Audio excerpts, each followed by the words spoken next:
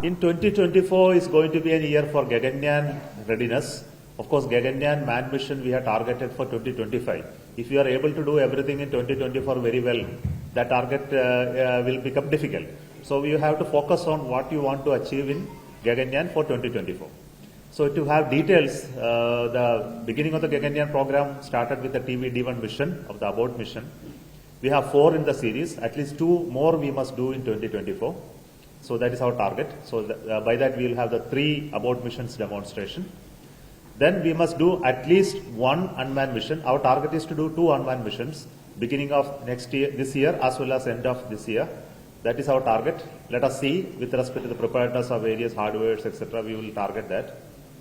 So that becomes one package, 2 unmanned missions and 2 test vehicle test flights. It's a huge effort.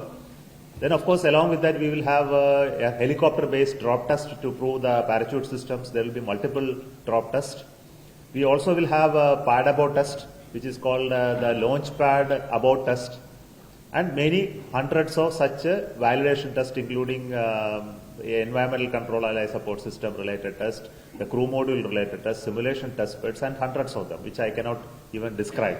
So it's going to be the Gaganyaan year.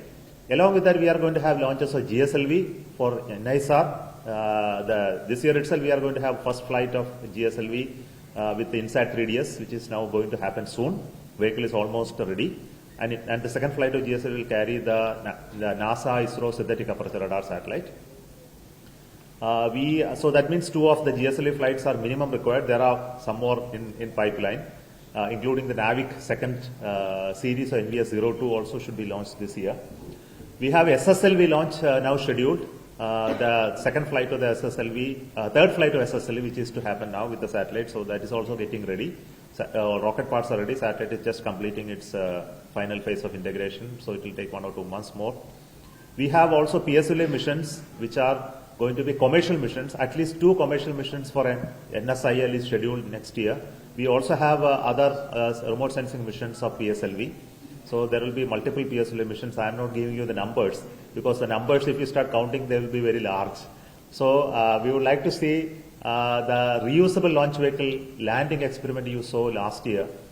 That landing experiment we have to now demonstrate it with other more severe conditions. So at least 2 landing experiments more we are planning in 2024 with the different start conditions so as to validate its extremities handling capacity. So this is yet another flight. Then we have to do a scramjet test demonstration, which is we have done one test flight during few years back using hydrogen as a fuel. So with the kerosene as a fuel, we are going to test the scramjet now. So that vehicle is undergoing testing in the ground, and we are going to have the scramjet test in sounding rockets this year. So I think I have counted very large numbers already. So, yeah, only in 12 months we have to have minimum 12 missions. That is our target.